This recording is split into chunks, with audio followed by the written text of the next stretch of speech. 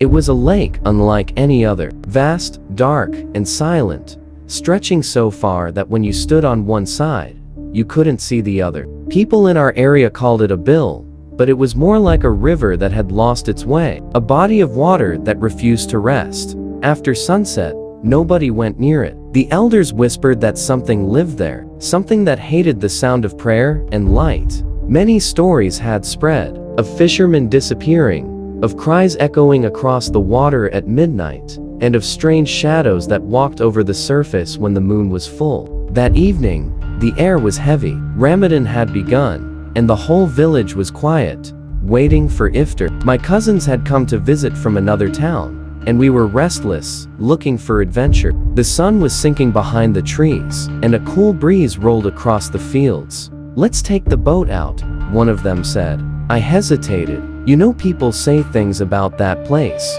He laughed. "They say things about everything. It's just water." And that's how it began. We were three, me and my two cousins, taking a small wooden boat onto that forbidden lake. The call for Maghrib prayer was still far away, and we thought we had time. The boat creaked softly as it drifted into the wide, dark mirror of water. For the first few minutes, everything was peaceful. The wind hummed low, and the water shimmered under the fading light. We joked, splashing each other, feeling that small thrill of danger we thought we could control. But as we rowed deeper, the laughter faded.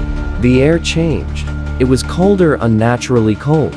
The smell of wet earth and something metallic filled the air. Then, out of nowhere, we heard it. A voice.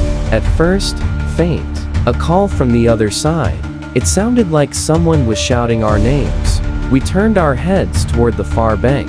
There, through the dim light, we saw figures waving, a small group of people. As our eyes adjusted, we saw a young man and a woman among them, dressed neatly, almost too neatly, like newlyweds. The man wore white, and the woman's red sari glimmered in the dying sun. "Please," the man shouted, waving both hands. "Our boat was supposed to come, but it never did. Can you help us cross?" We looked at each other. Something felt off, but they looked human, desperate even. So we nodded and began rowing toward them. When we reached the shore, the others with them stepped back into the trees, leaving only the newlyweds behind. The woman's face was pale, her eyes hidden behind the shadow of her veil. She carried a small bell tied to her wrist, the kind used in temples long ago. It jingled faintly each time she moved. The man smiled. "Too wide, too calm." "Thank you," he said. "We only need to go across." We helped them into the boat. The woman sat silently beside me, her veil fluttering with the wind. The man sat opposite, looking straight ahead. They said nothing more. We began to row again, deeper into the middle of the lake. But something was wrong. The boat felt heavier. At first, I thought it was just my imagination. Maybe because we were fasting, bodies felt weak. My cousin complained too. "Why does it feel like we're sinking?" The water pressed higher against the boat sides. The air was thicker now, heavy with an odor like rust and rot. I noticed that the woman's hands were resting on her lap, but her fingers were unusually long, thin, almost like bones wrapped in skin. Her veil trembled with every movement, but her face remained hidden. "Where exactly do you want to go?" I asked quietly. The man turned his head slowly toward me. His neck creaked like old wood. Without a word, he pointed forward into the thick mist rising over the middle of the lake. That's when I realized how far we'd gone. The village lights were gone. The trees on the banks had disappeared. We were surrounded only by water, fog, and silence. No wind, no sound. Even the water had stopped moving. I looked at my cousins. They were pale, their eyes darting between the couple and the endless gray around us. My heart started pounding so loud I could hear it echo inside my ears. "Maybe we should go back," one of my cousins whispered. The man smiled again, that same strange, stretched smile, and shook his head. The small bell on the woman's wrist chimed once. Ching. That sound so tiny, yet it echoed across the whole lake like a scream. And then the sky dimmed, darker than it should have been. The sun hadn't fully set, yet the shadows swallowed everything. I tried to steady the oars, but my hands were shaking. The boat didn't move. It was as if something beneath us was holding it still. Then, slowly, the woman lifted her head. Through the thin red veil, I saw her eyes hollow, black holes that reflected nothing. The bell on her wrist rang again, louder this time. As her lips curved into a faint smile, we froze. Nobody spoke, nobody breathed. And from somewhere behind us, something moved in the water, a soft splash, then another, like hands brushing against the boat's bottom. The man's voice came low and cold. "You shouldn't have come here after dark." The next second, the boat shook violently. The water bubbled around us, the mist twisting into shapes that looked like faces. The air filled with a humming sound, as if dozens of unseen mouths were whispering our names. My cousin screamed. The bell rang again. The woman turned her head toward him, slow, unnatural, and the veil slipped slightly, revealing the corner of her mouth. It wasn't human. We started shouting prayers, anything we could remember, but the sound was swallowed by the water. The last thing I remember before everything went black was the woman's whisper, right beside my ear. "Across this lake, no one returns." The air around us felt frozen. The lake no longer moved, as if time itself had stopped. Only the faint ringing of the woman's bell broke the silence. Ching, ching, soft yet piercing enough to crawl inside my skull. My cousins and I sat stiffly in the boat, afraid even to breathe. The newlywed couple sat opposite us. The woman's veil now half slipped, her face partly visible, pale, too pale, almost gray. Her lips were dark, cracked, and her eyes empty hollows that shimmered faintly under the dim light. The man beside her didn't blink. His gaze stayed fixed on the fog ahead. I gripped the edge of the boat tightly. My palms were slick with sweat. Though the air was cold enough to burn, the lake stretched endlessly in every direction. No land, no birds, no sound. Only mist and that faint metallic smell that clung to everything. Then suddenly, the man spoke. But his voice wasn't normal. It was too deep layered, as if someone else was speaking through him. "You rode too far," he said, his eyes still facing the fog. "This place doesn't forgive trespassers." A chill ran down my spine. "We were only trying to help," I whispered, my voice trembling. "You asked us to." Before I could finish, the woman turned sharply toward me. Her movement was jerky, unnatural, like a puppet being yanked by invisible strings. The bell on her wrist jingled violently. "Help," she hissed. Her voice was like air escaping through broken glass. "Then take us home." I looked at her, confused. Where is your home?" She smiled a slow, ghastly smile that stretched wider and wider until her cheeks turned slightly at the corners. A trickle of dark liquid ran down her chin and dripped onto her veil. Down below, the boat rocked violently. Water splashed over the sides, cold as ice, biting into our skin. We tried to steady it, but the lake beneath us seemed alive, shifting, pulling, whispering. I looked down, and through the dark water I saw faces, dozens of them. Some looked human, some didn't. All of them had their mouths open as if screaming silently, bubbles escaping from their lips. Their eyes glowed faintly, dim, pale blue lights swirling beneath the boat. My cousin screamed, "Row, row back." We grabbed the oars and tried, but it was no use. The oars felt heavy, like something was clutching them from below. The wood creaked under invisible weight. Then came the smell, stronger this time, the stench of decay mixed with something burnt. It filled our lungs, made us gag. The woman's head turned again, unnaturally slow. "Why do you leave?" she whispered. "You brought us halfway. Finish what you started." Her veil fell away completely, and what we saw made our blood freeze. Her face gray and shriveled, her eyes completely black, veins crawling over her skin like dark roots. From her mouth hung strands of something hair, weed, dripping wet and black. She opened her mouth wider than any human could. The sound that came out wasn't a scream, it was 1,000 whispers at once, voices of men, women, and children tangled together, echoing around the lake. The bell on her wrist rang faster and faster, until it sounded like 100 bells clashing in the fog. My cousin threw the oar aside and tried to jump into the water. I caught his arm, yelling, "No, don't." But before I could pull him back, a hand pale, bloated, and dripping rose from the water and grabbed his leg. He screamed as it yanked him downward. The boat lurched violently, nearly flipping over. The man, the so-called husband, finally turned his face toward us. And that's when I saw him. His eyes were gone. Empty sockets stared back, black and hollow. His skin was grayish blue like the drowned. Water dripped constantly from his mouth, and when he spoke, bubbles came out with his words. "She's waiting for all of you." The fog thickened, swallowing his voice. We couldn't see the other side of the boat anymore, only their shapes moving unnaturally, twitching, shifting. The woman's head tilted backward until her neck cracked audibly, her long hair dipping into the water. We screamed for help, but our voices died in the mist. Then, far away, through the haze, we saw lights, lanterns flickering near the opposite shore. Voices calling our names faintly. "They're looking for us," one of my cousins shouted. "Keep rowing." With every bit of strength left, we tried to move the oars. The boat finally started to drift, but the water beneath us grew darker, heavier, as though something massive was swimming right under us. The woman's hand suddenly shot out and grabbed my wrist. Her grip was ice cold and strong enough to crush bone. She leaned close to my ear and whispered, her breath colder than death, "You can't escape the lake, not after seeing us." Her nails dug into my skin, drawing blood. I screamed and hit her arm away. The bell fell off her wrist and sank into the water with a soft plink.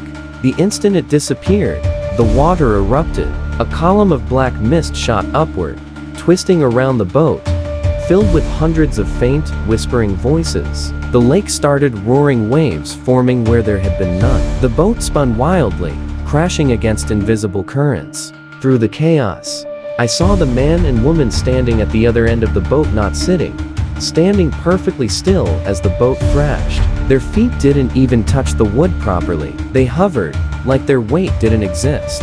Lightning flashed, no thunder, just a flash, and for a split second, I saw their true faces. Two corpses, bloated, waterlogged, their mouths sewn shut with weeds, eyes wide open, glowing faint blue. The next moment, everything went black. The boat flipped. Cold water swallowed me whole. I tried to swim, but something was pulling me downward. Cold hands, hundreds of them, clutching at my legs. I struggled, kicking, gasping for air that wasn't there. Just before I lost consciousness, I saw something below. A cluster of faces, twisted and screaming silently, all looking straight at me. And in the center of them, the woman's face, smiling. Her mouth moved soundlessly, but I could read her lips. "Now you belong here." When I opened my eyes, I wasn't in the water anymore. I was lying somewhere cold and hard, my clothes wet, my head throbbing. My cousins were beside me, both unconscious. Around us were people, villagers holding lanterns, their faces pale with shock. Someone was shaking me, shouting, "You're alive. We found you." I tried to speak, but no words came out. I looked down at my wrist, faint red marks where her fingers had gripped me. And then someone whispered from behind me, soft, close, and unmistakably familiar. Ching, the sound of a bell. When I finally opened my eyes, the air smelled of smoke and incense. Dim lantern light flickered against the cracked walls of our old family house. My throat burned as if I had swallowed ash. I could hear voices, soft, distant, like people whispering underwater. My head felt heavy, my body sore. As my vision cleared, I realized I was lying on the floor, wrapped in an old quilt. Around me were my cousins, both unconscious, their skin pale as bone. I tried to sit up, but dizziness hit me like a wave. The last thing I remembered was the boat flipping, the cold hands pulling me down, and that woman's smiling face beneath the water. And then, nothing. Now, we were home. But how? The door creaked open, and my uncle stepped in, carrying a small oil lamp. His face looked tired, eyes red from crying. When he saw me move, the lamp trembled in his hand. "You're awake," he whispered, as if speaking louder would break something fragile. I tried to speak, but my voice came out cracked. Where are we?" He knelt beside me. "You're home, Beta. We found you near the north bank. You were all lying there, soaked, cold, not breathing." His voice shook. For a moment, we thought. He stopped himself. I looked toward my cousins. One of them stirred slightly, groaning. The other lay still, his lips trembling. I reached out, touching his hand. It was cold, colder than any living person's hand should be. Uncle continued. People saw strange lights on the lake last night, blue lights moving over the water. We went looking after Iftar, and when we reached the bend near the banyan tree, we found you three. No boat, just you. I wanted to tell him what we saw, the couple, the whispers, the faces under the water, but my words died in my throat. I could still hear the faint sound of the woman's bell echoing in my ears. Ching, ching. Uncle looked at me closely. You must rest. The village priest will come in the morning. He'll know what to do. He stood up and left, closing the door softly behind him. For a while, I sat there, staring at the shadows dancing across the wall. The oil lamp flickered as if breathing. My cousins were still asleep, their breathing shallow. The room felt colder than before, a chill that came from within, not from the night air. And then I noticed something. In the far corner of the room, near the window, water was dripping drop by drop, forming a small dark puddle on the floor. The window was closed. There was no rain outside, yet the puddle grew slowly, the ripples spreading wider each second. I stared, frozen. Each drop made a faint sound like the bell. Ching, drip, ching, drip. The lantern flickered again, longer this time, and I thought I saw something move in that corner. A shadow, tall, thin, almost human, leaning slightly to one side. I blinked, and it was gone. That night, I couldn't sleep. Every time I closed my eyes, I saw the woman's face under the water, the way her lips moved, whispering things I couldn't understand. At times, I felt like someone was standing near my bed, watching. Once, I even heard breathing, slow, raspy, like wet lungs struggling to pull air. At dawn, a faint knock echoed on the door. Uncle entered again, this time with the local huger, an old man with deep eyes and a beard as white as ash. He carried a small leather pouch tied to his belt, and a rolled piece of parchment covered in faded ink. He looked at me quietly for a long time before speaking. You've been touched, he said softly, by something that does not belong to this world. My skin crawled. He began to recite verses under his breath, moving slowly around the room. When he reached the window, he stopped. His face tightened. What is it? I asked, my voice trembling. He pointed toward the puddle of water. It was still there, but now in the center of it, tiny ripples moved outward, as if something had just dropped in from above. The huger knelt beside it and murmured something, dipping his fingers into the puddle. The moment he did, the lamp flickered violently. The air grew thick, suffocating. Then, he froze. His hand pulled back sharply. The skin of his fingers was pale, wrinkled, like the hand of a drowned man. He stood up quickly. This is not just a spirit, he said grimly. This is the mark of the drowned. You brought something back with you. My heart pounded. Brought back? He turned toward me. Yes. When the dead are restless, they search for the living who've crossed their path. You saw them, didn't you? I nodded slowly. His eyes narrowed. Then they've seen you too, and that means they know where to find you. He began chanting again, this time louder, circling the puddle. The room vibrated faintly with the sound. My cousins stirred in their sleep, murmuring something I couldn't understand. And then, from their lips, both of them, the same words slipped out in unison, a voice that wasn't theirs. Across, the huger stopped instantly. The lantern dimmed. What did they say? I whispered. Before he could answer, both my cousins sat up straight, eyes open, blank, unfocused. Their mouths moved again, speaking the same word together. Across the lake, she waits. Their voices were deep, echoing, not human. The sound came from somewhere far away, like it traveled through the water before reaching us.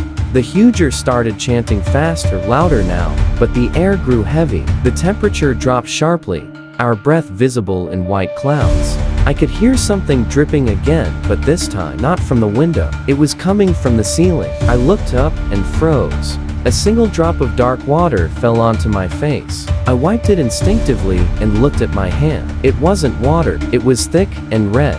Blood. A thin stream of it was seeping through the wooden ceiling above us, forming small drops that hit the floor one by one. The huger grabbed my arm. Don't look up, he shouted. Don't look at it. But it was too late. The ceiling cracked open slightly, and a long strand of wet, black hair slid through, followed by a soft sound. Ching, that faint bell again. The huger raised his hands, reciting louder, but the lamp went out in an instant, plunging the room into darkness. My cousins screamed both at once, their bodies twisting violently. I tried to hold them down, shouting their names, but their strength was unnatural.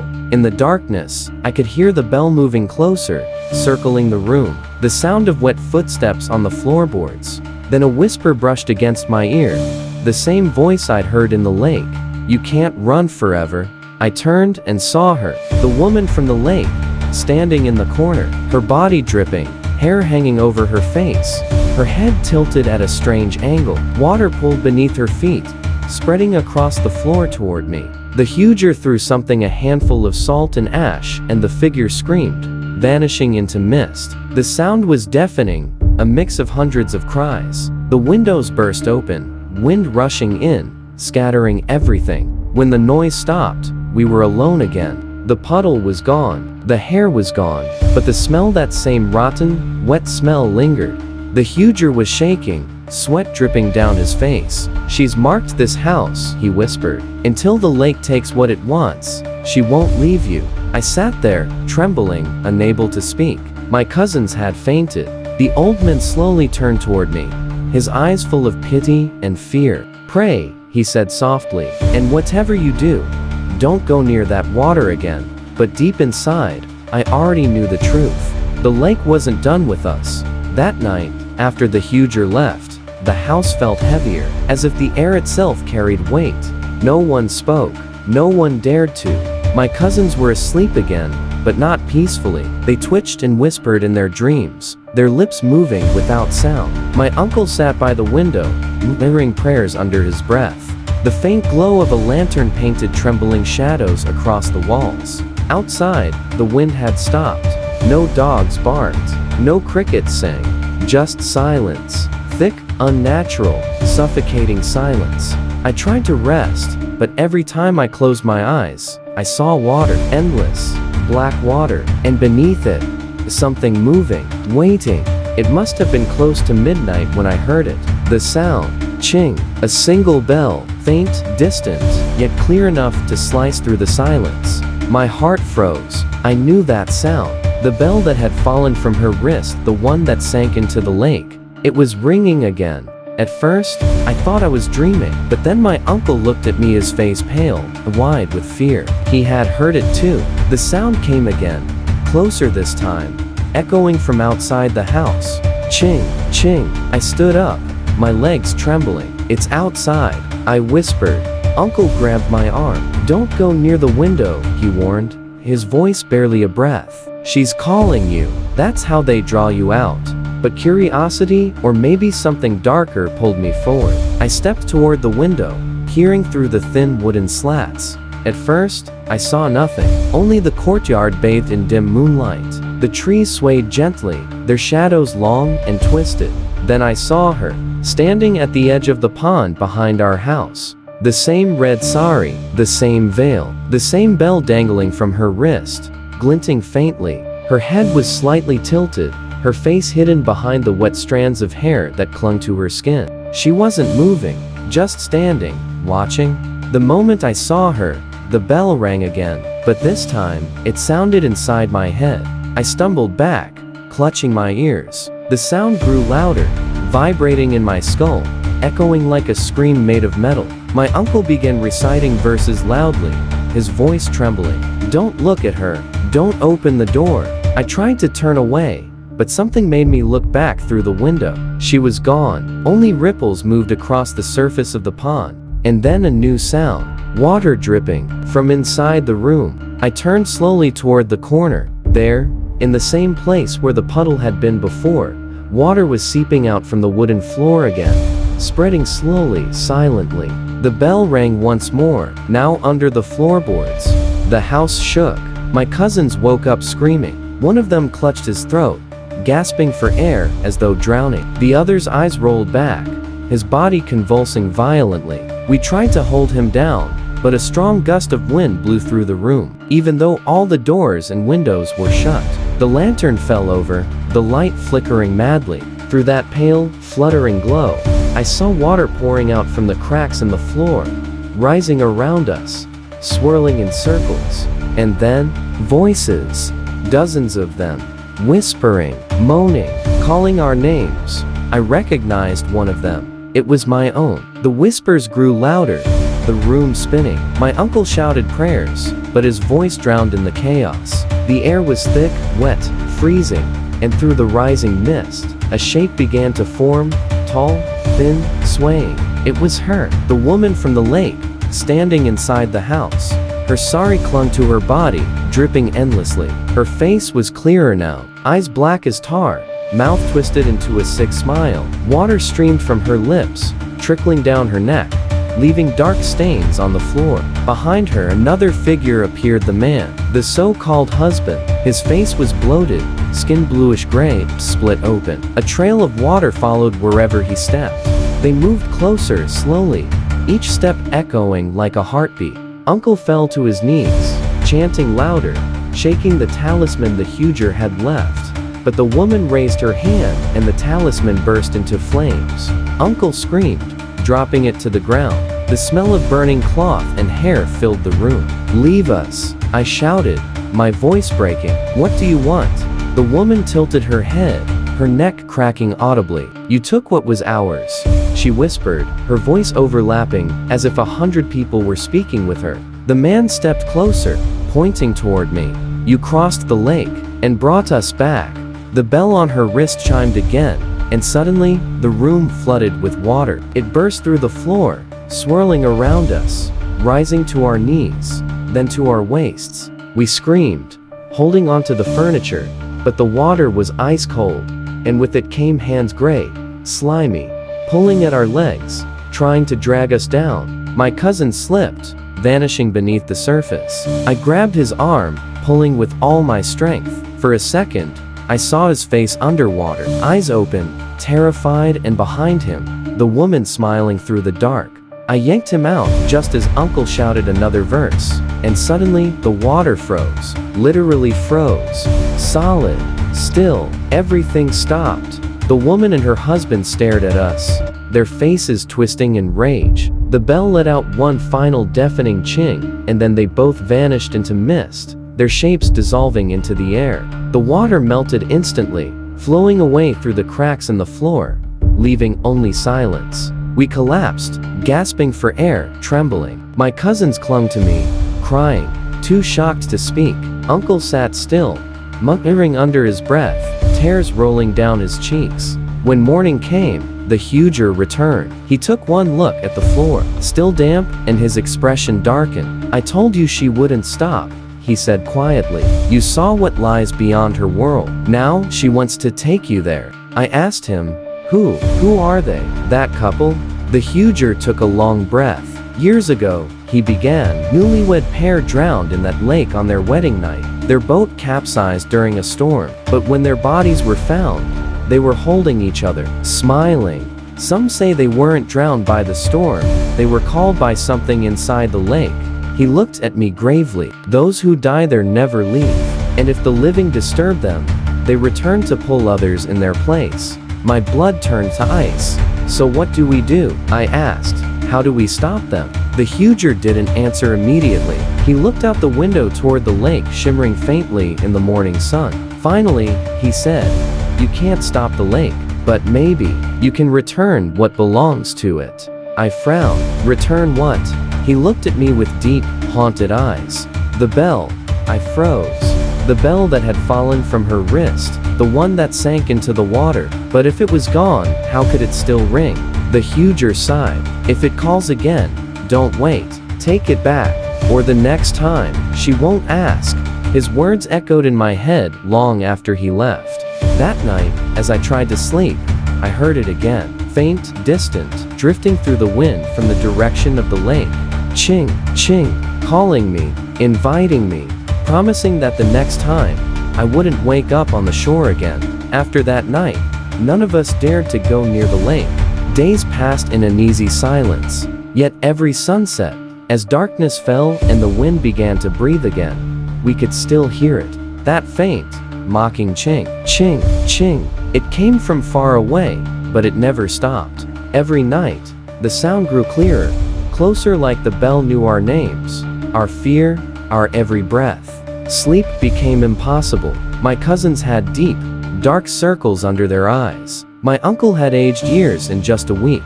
He wouldn't speak much anymore, only murmured prayers and avoided the windows after dusk. But I couldn't stay silent, because each night I dreamt the same dream. I was standing in the middle of the lake, the water calm as glass. The moon above was full, its reflection broken only by ripples that came from nowhere. And beneath that black surface, faces floated, hundreds of them staring up at me with dead eyes. The woman in red always appeared last. Her lips moved, whispering something I couldn't hear. And then, just before I woke, her hand would rise from the water holding the silver bell. That night, I decided it had to end. The Huger's words haunted me. If it calls again, don't wait. Take it back, or she won't ask next time. So I told my cousins, we have to go back. We have to return the bell. They stared at me in disbelief. Are you insane? One of them shouted. You want to go back to that cursed place? But I showed them something that silenced everyone. It was the bell. I had found it that morning, lying outside our door, still wet, still ringing faintly, though no hand touched it. None of us had brought it. There, the lake had. That evening, as the sun bled into the horizon, we took a small boat again, just like that first night. The air was heavy, the sky bruised with gray clouds. Even the birds were silent. We said nothing as we rowed. The oars sliced through the black water, each ripple glowing faintly in the dying light. Halfway across, the water around us began to move strangely, circling, swirling though there was no wind. The air grew colder, and a low humming sound came from below, deep and throbbing, like the heartbeat of the lake itself. Then we saw it, a shadow rising from beneath us. It wasn't a fish. It was too big, too human. The boat rocked violently. My cousin screamed as a pale, bloated hand shot out from the water, grabbing the edge. Another hand followed, and then her face. The woman in red. Her veil floated weightlessly around her like smoke underwater. Her eyes glowed faintly, hollow and endless. She didn't speak this time. She just smiled. We froze. None of us could move. The boat started to spin slowly, as if pulled by an invisible current. The bell in my hand began to ring on its own, faster, louder, each chime making the water around her boil.